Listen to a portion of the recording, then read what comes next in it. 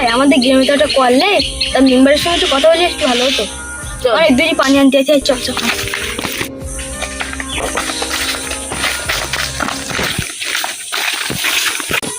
Member সাহেব, তোমার সঙ্গে একটা কথা ছিল। হ্যাঁ বলো।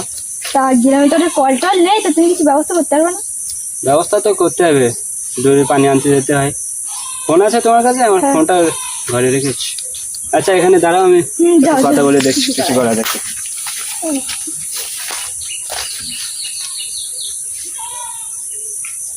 হ্যালো,